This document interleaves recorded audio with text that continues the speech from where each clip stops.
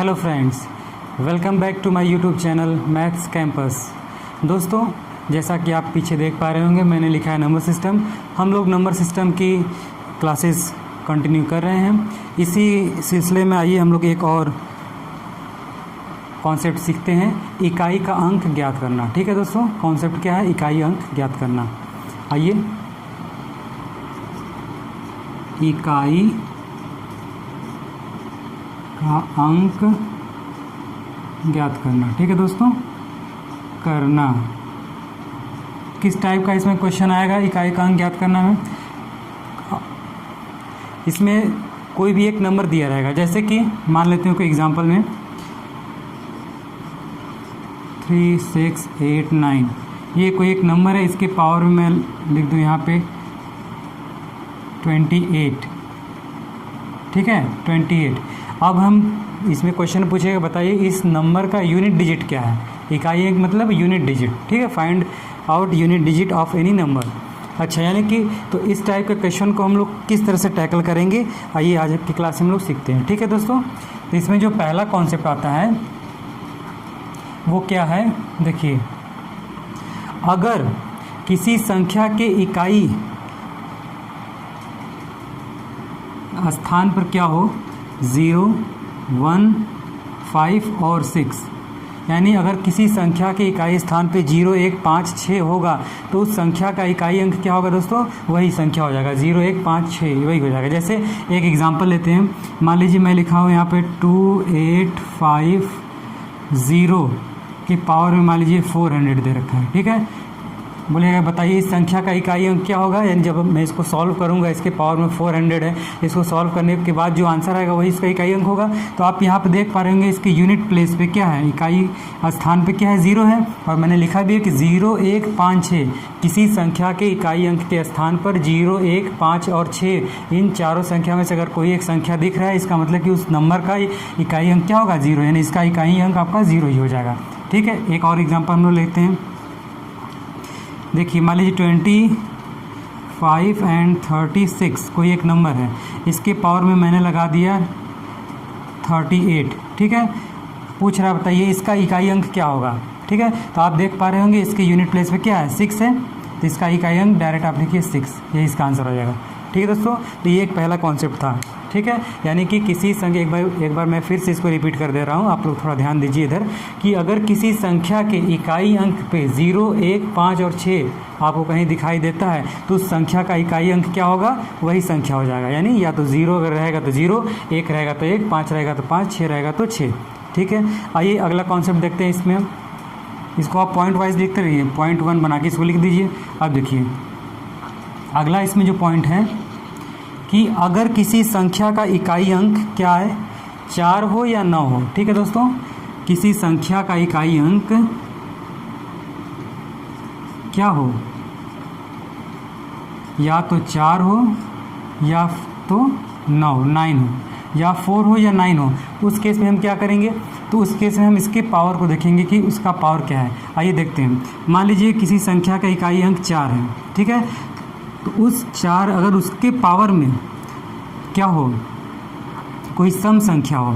ठीक है, उसका पावर में कोई अगर सम संख्या हो, ठीक, उस केस में क्या होगा?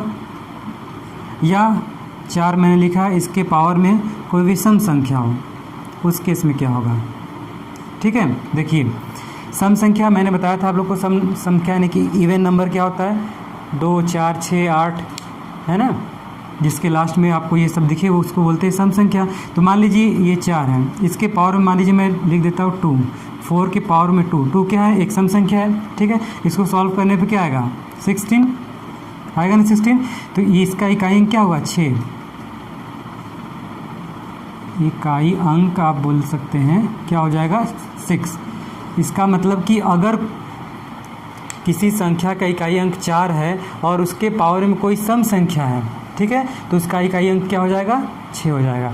और अगर उसके पावर में कोई विषम संख्या है, जैसे ये 4 मैंने लिया, विषम संख्या मान लीजिए 1 क्या है? ऑड नंबर है, विषम संख्या है। ठीक है, बिल्कुल सही आपने बोला। तो 1 है, तो अब हम इसको सॉल्व करेंगे तो 4 के पावर 1 मतलब क्या? 4। यानी इससे हम इस कंक्लूजन पर पहुंचते हैं कि अगर किसी संख्या का इकाई अंक 4 है और उसके पावर में अगर कोई सम संख्या है, ठीक है, तो उसका इकाई अंक 6 होता है, और अगर उसके पावर में कोई विषम संख्या है तो उसका इकाई अंक वही संख्या यानी 4 ही हो जाता है, ठीक है। और जस्ट इसी के अब एकदम यही सेम कॉन्सेप्ट आपको लगेगा कहाँ पे, 9 पे ही, ठीक है। अब मान लीजिए इकाई अंक 9 हो, अब बस मैं यहाँ पे देखिए हल्का से इसको मिटा देता हूँ। मान लीजिए उसका इकाई अंक 9 हो, तो क्या हो जाएगा, इसमें भी 2 कंडीशन बनेंगे। मान लीजिए इकाई अंक 9 है, तो 9 अगर इसके पावर में कोई सम संख्या हो, मान लीजिए 9 के पावर में सम संख्या 2 ले लेते हैं, 9 का स्क्वायर करेंगे तो 81 आएगा, 81। तो यहाँ पे यूनिट प्लेस पे कौन सा वैल्यू आ रही है, 1, यानी कि इसका इकाई अंक क्या हो जाएगा, 1 हो जाएगा दोस्तों, ठीक है। इकाई अंक क्या हो गया, 1 हो गया। और अगर यही 9 है, इसके पावर में कोई विषम संख्या हो, ठीक है, विषम संख्या मान लेते हैं 1, 9 के पावर में 1, तो क्या हो जाएगा 9, यानी वही संख्या आ गया। यानी कि इस केस में भी हम देखते हैं जैसे 4 था, एकदम जस्ट एकदम सेम बोल सकते हैं, बिल्कुल सेम है, ठीक है। तो 9 के केस में वही है कि अगर किसी संख्या का इकाई अंक 9 है और उसके पावर में क्या है, कोई सम संख्या है, तो उसका इकाई अंक क्या आएगा, 1 आएगा। और अगर उसके पावर में विषम संख्या है तो उसका इकाई अंक वही यानी 9 आ जाएगा, ठीक है। ये इसका सेकेंड कॉन्सेप्ट था। आइए हम लोग आगे चलते हैं, थर्ड कॉन्सेप्ट की तरफ बढ़ते हैं। अब इसके अलावा जो नंबर बच गए हैं अगर उस केस में आ जाएगा तो क्या होगा, जैसे कि देखिए हमने 0, 1, 5 और 6, इसका ये आपका केस फर्स्ट हो गया, इसके बारे में पढ़ लिया। केस सेकेंड 4 एंड 9, इसके बारे में भी देख लिया। एंड केस थर्ड जो आता है बचता है, यानी इन नंबर के अलावा कौन कौन से नंबर बच गए, तो बच गया 2, 3 और 8, 7, ये तो नंबर बचे हैं, देख लीजिए, ठीक। ये टोटल नंबर में अगर इस काउंट करेंगे 0 से तो क्या 0, 1, 2, 3, 4, 5, 6, 7, 8, 9, ठीक। यानी इसका मैंने बता दिया, 0, 1, 5, 6 आपने सीखा, 4 एंड 9 सीख लिया। अब हम बात करेंगे 2, 3, 8, 7, यानी कि अगर किसी संख्या के इकाई स्थान पे कौन से नंबर होंगे, 2, 3, 8 और 7, ठीक है दोस्तों। 2, 3, 8, 7 अगर आपको दिखते हैं और उसके पावर में कोई भी इंटीजर होगा, कोई भी पूर्णांक अगर उसका पावर दिया है, तो उसके पावर यानी उसके जो घात होगा उसमें हम क्या करेंगे, 4 से डिवाइड कर देंगे। 4 से डिवाइड करने के बाद जो रिमाइंडर बचेगा उस रिमाइंडर को हम इसके पावर में लगाने के बाद सॉल्व करेंगे तो हमारा इकाई अंक आ जाएगा। जैसे एक एग्जांपल समझते हैं, मान लीजिए दिया है 22, एक संख्या 22 है, ठीक है। इसके पावर में मान लीजिए क्या दिया है, 38, ठीक है दोस्तों। पूछ रहा है कि इस नंबर का इकाई अंक बताइए क्या होगा। तो आप पहले तो इसका जो नंबर है उसका इकाई अंक हम चेक करेंगे, क्या है, यहाँ पे है 2। अगर यहाँ पे 0, 1, 5, 6 होता या 4 या 9 होता तो हम ये पहले या दूसरे केस से इसको सॉल्व करते हैं, लेकिन इसमें तो न तो 0, 1, 5, 6 है और न ही 4 और 9 है। यहाँ पे क्या है 2, यानी कि केस थर्ड वाला 2, 3, 8, 7 जो मैंने बताया। तो अगर आपको यहाँ पे देखिए 2 है तो मैंने क्या बताया कि इसके पावर में जो भी दिया रहेगा उस पावर को हम क्या करेंगे, 4 से डिवाइड करेंगे। आइए करके देखते हैं। 38 को जब आप 4 से काटोगे, 9 बार में कटेगा, ठीक है, कितना बार, 36। रिमाइंडर क्या बचेगा, रिमाइंडर बचेगा 2, ठीक है। 4, 9, 36, 36 प्लस 2 38, यानी रिमाइंडर आपका आ गया 2। तो जो रिमाइंडर बचेगा उस रिमाइंडर को मैंने बोला है कि इसके पावर में, यानी कि इसका यूनिट प्लेस क्या है 2 है, तो हम 2 लेंगे और उसके पावर में क्या लिख देंगे, रिमाइंडर यानी 2। और इसको सॉल्व करिए, 2, 2 या 4, यानी कि इसको सॉल्व करने पर इसका इकाई अंक क्या आ जाएगा, 4 आएगा। 4 इसका इकाई अंक हो गया, ठीक है।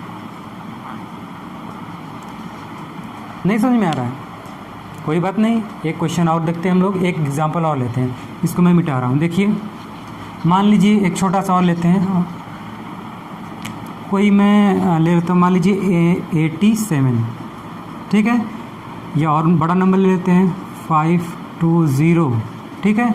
ये एक आपका नंबर है, इसके पावर में मैं यहाँ पे ले रहा हूँ 99, ठीक है। ये एक आपको नंबर दिख रहा है, इसके पावर में लिखा है 99। पूछ रहा है कि इस संख्या का इकाई अंक बताइए क्या होगा, इकाई मान बताइए क्या होगा। तो हम लोग क्या करेंगे, देखेंगे कि यहाँ पे 7 है, तो मैंने क्या बताया कि तुरंत इसका जो भी पावर होगा उसको 4 से डिवाइड करिए। देखिए 99 को हम जब 4 से डिवाइड करेंगे तो रिमाइंडर क्या आएगा, 4 दूनी 8, 1, 9, 4 चौके 16, 3, रिमाइंडर आपका क्या आ गया 3 आपका रिमाइंडर है। ठीक है दोस्तों, 3 रिमाइंडर बचा, तो मैंने यही बोला कि जो रिमाइंडर है उसको हम इस 7 के पावर में लिख देंगे। यहाँ पे इकाई प्लेस पे क्या है 7 है, तो सिर्फ 7 लेंगे, ये ना कि पूरा डिजिट नहीं लेंगे, पूरा नंबर नहीं लेंगे, सिर्फ एक डिजिट सिंगल जो यूनिट प्लेस पे है। तो यूनिट प्लेस पे कौन सा डिजिट है 7 है, 7 के पावर में हम क्या लिखेंगे रिमाइंडर यानी 3। इसको सॉल्व करिए, 7 का क्यूब क्या होता है 343 होता है। ठीक है, तो यहाँ पे देखिए यूनिट प्लेस पे क्या आ गया 3, यानी कि इसका यूनिट प्लेस का पे कौन सा इकाई अंक आएगा 3 आएगा, यानी इस संख्या का इकाई अंक क्या हो गया 3। आ गया समझ में? ठीक है, अब इसमें एक और कॉन्सेप्ट है कि अगर मान लीजिए कि हम जो इसका पावर है उसको डिवाइड करने के बाद कोई रिमाइंडर ही ना बचे, यानी रिमाइंडर अगर 0 आता है, उस केस में क्या करेंगे, एक और एग्जांपल से समझने की कोशिश करते हैं। ठीक है, कि मान लीजिए रिमाइंडर हमारा कुछ ना है, यानी 0 अगर आ गया रिमाइंडर, तब हम क्या करेंगे दोस्तों, देखिए उस केस में हम क्या करेंगे। मान लीजिए क्वेश्चन आपको दिया है 38, इसके पावर में मैं लिख देता हूँ आपसे 40। ठीक है, तो आप देख पा रहे हो कि जो 38 नंबर है इसके यूनिट प्लेस पे क्या है, इकाई अंक पे क्या है 8 है, और यानी 21 थर्ड वाला बन रहा है 8 दिया है, तो हम क्या करेंगे कि इसका जो पावर है उसको 4 से डिवाइड करेंगे। जब आप 40 को 4 से डिवाइड करोगे पूरी तरह से कट जाएगा, रिमाइंडर क्या आएगा इस केस में, रिमाइंडर आएगा 0। तो अगर ऐसा कहीं आपको केस दिखे जिसके कि आपको रिमाइंडर 0 दिख रहा है, ठीक है, अगर ऐसा कहीं केस है जिसमें रिमाइंडर 0 है, उस केस में हम क्या करेंगे कि जो 4 है उसको इसके ऊपर ले लेंगे, यानी कि 8 के पावर में हम डायरेक्ट 4 लिख देंगे। ठीक है, अब इसको सॉल्व करिए, 8 × 8 × 8 × 8 करेंगे 4 टाइम्स। ठीक है, क्या आंसर आएगा, 8 का क्यूब क्या होता है 512 होता है, इसमें 8 से और मल्टीप्लाई करिए, 8 दूना 16 6, यानी कि यहाँ पे जो भी यूनिट प्लेस आएगा उसका आंसर क्या हो जाएगा 6 आ जाएगा। इसको पूरा करने की जरूरत नहीं है। ठीक, हमको सिर्फ यूनिट प्लेस की यानी कि यूनिट डिजिट की रिक्वायरमेंट है। ठीक है, हमको सिर्फ इकाई अंक पूछ रहा था, आंसर हो जाएगा 6। एक और क्वेश्चन देखते छोटा सा और लेते हैं, इसको मैं मिटा दूँ, यहाँ पे देख लेते हैं। देखिए मान लीजिए एक और क्वेश्चन आपसे दिया है कि 2 3 5 8 7 3 टू द पावर 80। ठीक है, तो इस केस में हम क्या करेंगे, 80 को हम 4 से डिवाइड करेंगे, यही बताया मैंने। 4 से डिवाइड करेंगे तो पूरी तरह से कट जा रहा है, रिमाइंडर क्या बचेगा, रिमाइंडर कुछ नहीं बचा, 0 बचा। अगर ऐसा केस आपको कहीं दिखे कि रिमाइंडर 0 बचे, तो हम क्या बोल रहा है मैंने बच्चा कि 4 जो यहाँ जिससे आप डिवाइड कर रहे हो 4 को, उसको डायरेक्ट 3 के ऊपर लेके आओ, 3 के पावर में 4 लिख देंगे। ठीक है, इसको हम 4 टाइम्स मल्टीप्लाई कर लेंगे, 3 × 3 × 3 × 3 क्या आ जाएगा, यहाँ 81 81 आएगा। ठीक है, 81 का यहाँ इकाई स्थान पे क्या लिखा है 1 लिखा है, तो यहाँ पे क्या हो जाएगा 1। इसका इकाई अंक क्या हो जाएगा, इकाई अंक क्या हो जाएगा 1 हो जाएगा। ठीक है, तो यही आपका यूनिट यानी कि इकाई का अंक ज्ञात करना, यही आपका 3 मेथड है जो कि मैंने आपको बताया। पहला में क्या था 0 1 5 6, एक बार फिर से रिपीट करते हैं। अगर किसी संख्या के इकाई अंक में के स्थान पे 0 1 5 और 6 आपको दिखाई दे, तो उस संख्या का इकाई अंक क्या होगा वही हो जाएगा, 0 1 5 6 तो 0 1 5 6 ही हो जाएगा। दूसरा केस मैंने देखा कि अगर किसी संख्या का इकाई अंक में के स्थान पे 4 हो या फिर 9 हो, तो उस केस में क्या देखेंगे हम, उसके पावर को देखेंगे कि वो पावर क्या है, इवन है या फिर ऑड है। अगर उसका पावर इवन होगा तो 4 की केस की बात करें तो उसका इकाई अंक क्या हो जाएगा 6। अगर पावर ऑड होगा यानी कि विषम होगा तो उसका इकाई अंक क्या हो जाएगा, वही 4 हो जाएगा। उसी तरह 9 के केस में क्या है, अगर 9 के पावर में ऑड नंबर है तो उसका इकाई अंक 9 ही होगा। अगर 9 के पावर में इवन नंबर है, ठीक है, तो उसका इकाई अंक क्या हो जाएगा 1 हो जाएगा दोस्तों। और थर्ड केस मैंने बताया 2 3 8 7, इस केस में क्या है कि अगर किसी संख्या के इकाई अंक में के स्थान पे 2 3 8 और 7 में से कोई एक संख्या आपको दिखता है, तो उस नंबर का के पावर में जो भी दिया रहेगा उसको हम 4 से डिवाइड करेंगे, और डिवाइड करने के बाद जो रिमाइंडर आएगा उस रिमाइंडर को डायरेक्ट उसके ऊपर अप्लाई करके उसको सॉल्व करेंगे। अगर इन द केस अगर रिमाइंडर 0 आ जाता है तो हम उस जो यूनिट प्लेस पे जो भी डिजिट होगा उसके पावर में डायरेक्ट 4 लेकर उसको सॉल्व करेंगे। ठीक है, आइए इसके बाद दोस्तों हमने काफ़ी कॉन्सेप्ट सीख लिया है नंबर सिस्टम का। आज हम लोग कुछ क्वेश्चंस को करने वाले हैं, तो आइए हम लोग कुछ क्वेश्चन को सॉल्व करते हैं।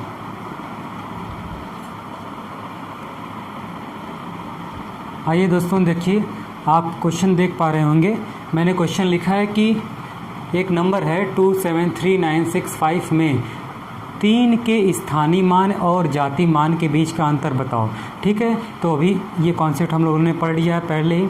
स्थानीय मान को इंग्लिश में क्या बोलते हैं? प्लेस वैल्यू, और जाति मान को बोलते हैं फेस वैल्यू। ठीक है, तो उन दोनों के बीच का डिफरेंस आपसे पूछ रहा है। आइए देखते हैं। तो पहले हम नंबर लिखेंगे 273965। इसमें किसका पूछ रहा है? 3, यानी कि ये जो 3 आपको दिख रहा है इसका सबसे पहले हम क्या लिखेंगे? 3 का प्लेस वैल्यू। तो प्लेस वैल्यू लिखते हैं। प्लेस वैल्यू क्या हो जाएगा? 3 का प्लेस वैल्यू क्या होगा? 3000। एंड 3 का फेस वैल्यू क्या हो जाएगा? फेस वैल्यू 3 का बताइए 3 हो जाएगा। तो आपसे पूछ रहा है कि प्लेस वैल्यू में से फेस वैल्यू को माइनस करने पर आंसर क्या आएगा, यानी इन दोनों का डिफरेंस पूछ रहा है, अंतर पूछ रहा है। डायरेक्ट क्या करेंगे? 3000 माइनस 3 करेंगे तो आपका आंसर क्या आ जाएगा? 7992। ठीक है दोस्तों, ये आपका आंसर हो गया। आइए इसका स्क्रीनशॉट लेना है तो ले लीजिए। अगला क्वेश्चन में चलते हैं। देखिए दोस्तों, आपको क्वेश्चन दिख रहा होगा बोर्ड पे। मैंने लिखा है कि कोई बंदा ए है, ए 94 प्रश्नों के उत्तर देता है और 141 अंक प्राप्त करता है। यदि प्रत्येक सही उत्तर के लिए 4 अंक दिए जाते हैं और प्रत्येक गलत उत्तर के लिए 1 अंक काट लिया जाता है, तो ए द्वारा गलत किए गए उत्तरों की संख्या बताइए, आपसे पूछ रहा है। ठीक है, तो हम क्या करेंगे कि मान लीजिए कि ए ने x सही क्वेश्चन किया। ठीक है, जब x क्वेश्चन सही किया है तो रॉन्ग कितना किया होगा? गलत प्रश्नों की संख्या। तो टोटल प्रश्न उसने 94 किया है, तो 94 में से अगर मैं x माइनस कर दूं, ठीक है, तो ये कौन सी प्रश्नों की संख्या आ गई? गलत प्रश्नों की संख्या आ गई दोस्तों। ठीक है, यानी मान लीजिए कि सही प्रश्नों की संख्या x है, तो गलत प्रश्नों की संख्या क्या हो जाएगा? 94 माइनस x, चूँकि उसने टोटल कितना क्वेश्चन अटेम्प्ट किया? टोटल उसने 94 क्वेश्चन किया है। ठीक है, 94 प्रश्न उसने किया है, तो जो मान लिया कि मैंने x क्वेश्चन सही है किया होगा, तो गलत के लिए क्या करेंगे? 94 में से x को माइनस करेंगे। ठीक है, समझ गए। उसके बाद बोल रहा है कि प्रत्येक सही प्रश्नों के उत्तर के लिए 4 अंक दिए जाते हैं। ठीक है, यानी कि अगर उसका एक क्वेश्चन सही होता है तो उसको 4 नंबर मिलेगा, और प्रत्येक गलत उत्तर के लिए, और प्रत्येक अगर कोई एक क्वेश्चन गलत कर दिया तो उसके लिए 1 अंक काट लिए जाएंगे। तो मान लीजिए उसने 4 क्वेश्चन सही किया है, तो x क्वेश्चन अगर उसने सही किया है तो इसमें हम 4 से मल्टीप्लाई करेंगे तो इसका सही क्वेश्चन का मार्क्स मिल गया। ठीक है, और इतना क्वेश्चन इसने गलत किया तो इसके लिए मल्टीप्लाई 1 से कर देंगे, यानी इतना नंबर जो है इसका गलत में चला गया। तो अगर हम इन दोनों को आपस में माइनस कर दें तो कितने किसके इक्वल आना चाहिए? 144 के। ठीक है, जो क्वेश्चन में बोला है, तो हम क्या लिखेंगे? इसको डायरेक्ट इसे मैं 4x लिख देता हूँ। ठीक है, और ये आपका 1 से मल्टीप्लाई करेंगे तो ना वही आ जाएगा, 94 माइनस x ही रहेगा, कोई दिक्कत है नहीं। ठीक है, तो अब देखिए इनका डिफरेंस लेते हैं, तो आप लिख सकते हो 4x माइनस 94 माइनस x, इसको ब्रैकेट लगाइए, ये किसके इक्वल है? अब ये क्या हो गया? ये आपका मार्क्स हो गया। ये देखिए लेफ्ट हैंड साइड, और ये क्या है? RHS right hand side. मैं इक्वल क्यों लिख रहा हूँ? क्योंकि ये भी आपका नंबर है और इधर भी जो मैं लिखूँगा वो भी नंबर, यानी अंक है। कितना उसको मिला? 141 मार्क्स। ठीक है, अब इसको सॉल्व करके हम x की वैल्यू निकालेंगे। ठीक है, और उसके बाद हमसे पूछा क्या? गलत उत्तरों की संख्या। पहले x की वैल्यू निकालिए, तो ये हो जाएगा 4x, इसको माइनस खोलेंगे तो देखिए मैं डायरेक्ट यहाँ से कर रहा हूँ, ये हटेगा, ये हो जाएगा प्लस। ठीक है, तो 4x प्लस x 5x हो गया, इक्वल 141। इसको उधर भेजेंगे तो प्लस में हो जाएगा 94। ऐड कर दीजिए, 4 1 5 9 4 13 3 1 2 235। 5 से कटेगा, 5 के 20, 5 से 35, यानी कि x की वैल्यू आपकी आ गई 47। ठीक है, तो x क्या है आपका? ये सही प्रश्नों का, यानी कि उसने सही प्रश्न कितने किए? 47। ये सही प्रश्नों की संख्या आ गई। लेकिन हमसे पूछा है कि गलत प्रश्नों के, उसके द्वारा किए गए गलत उत्तरों की संख्या होती है, यानी कि नंबर ऑफ रॉन्ग क्वेश्चंस। तो गलत प्रश्नों की संख्या क्या लिखा था मैंने? 94 माइनस एक्स, इस माइनस करिए, 94 में से आप 47 माइनस करोगे तो आएगा आपका 47। ये आपका आंसर हो गया। ठीक है, यानी उसने कितने गलत क्वेश्चन किए, 47 क्वेश्चन सही गलत किए। इसका मतलब अब ये देखिए x क्या है, सही, यानी यहाँ से हम लोग ये भी कंक्लूजन निकाल सकते हैं कि उसने 47 क्वेश्चन सही किया और 47 क्वेश्चन गलत किया, और टोटल अटेम्प्ट कितना किया उसने, 94। ठीक है, इसका आप स्क्रीनशॉट लीजिए। अगले क्वेश्चन चलते हैं।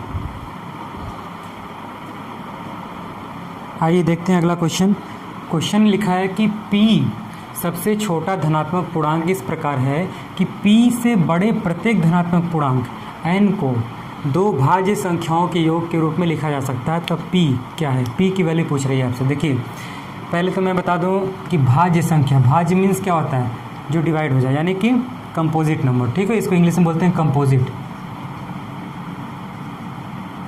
ठीक है दोस्तों, कंपोजिट नंबर। पूर्णांक मीन्स होता है इंटीजर, धनात्मक ने पॉजिटिव, यानी पॉजिटिव इंटीजर।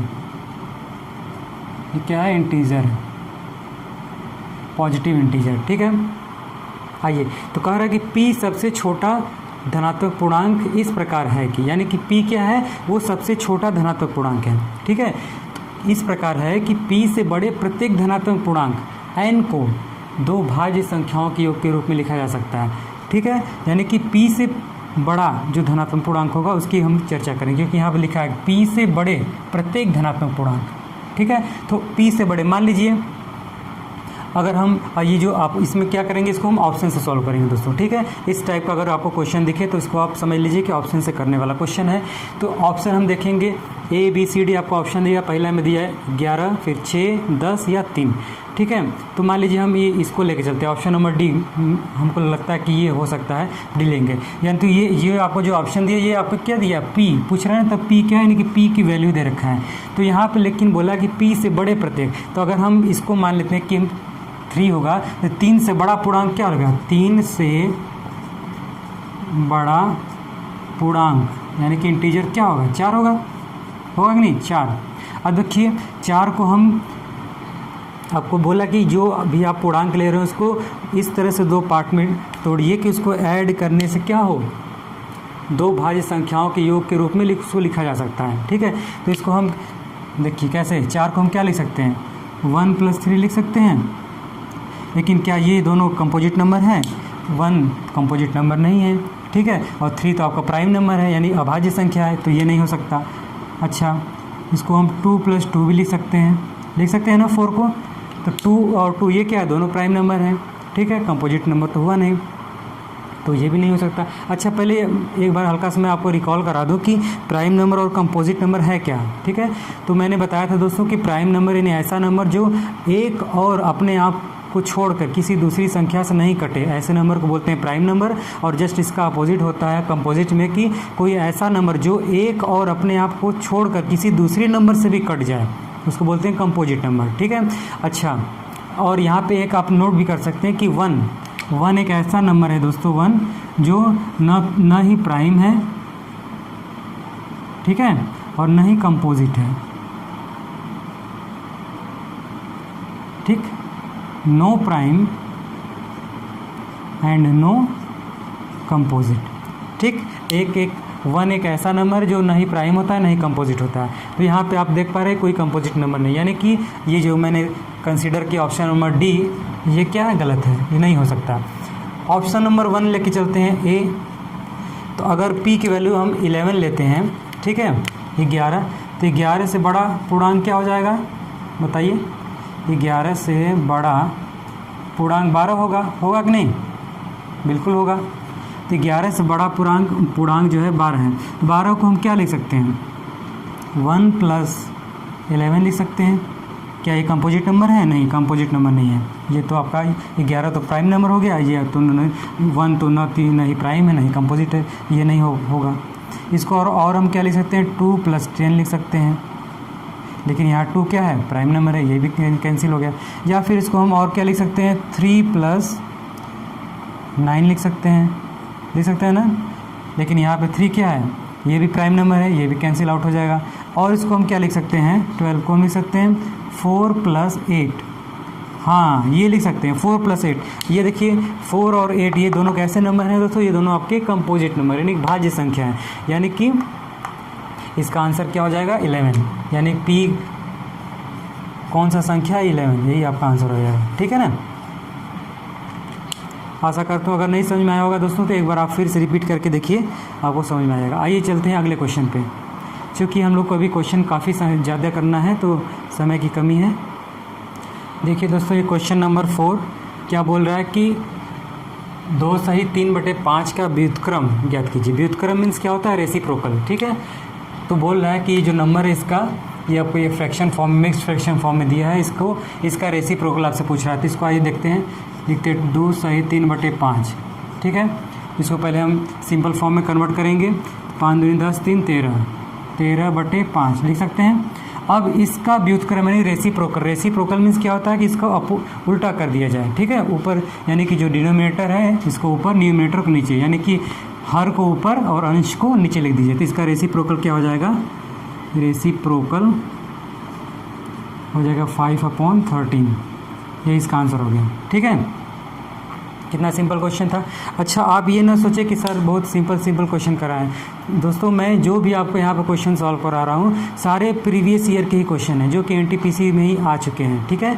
तो मैं आपको जो भी यहाँ पे कंटेंट दे रहा हूँ, जो भी क्वेश्चंस को करा रहा हूँ, वो सारे प्रीवियस ईयर बेस्ड ही हैं। मैं कोई कहीं अपने मन से या कहीं ऐसा क्वेश्चन नहीं आपको करा रहा हूँ कि जिसका जो एग्ज़ाम ओरिएंटेड हो ही नहीं, ठीक है। ये आप बिल्कुल ना सोचिएगा, ठीक है। अभी हमको और भी काफ़ी क्वेश्चंस करने हैं, उन क्वेश्चंस को हम लोग अगली क्लास में देखते हैं।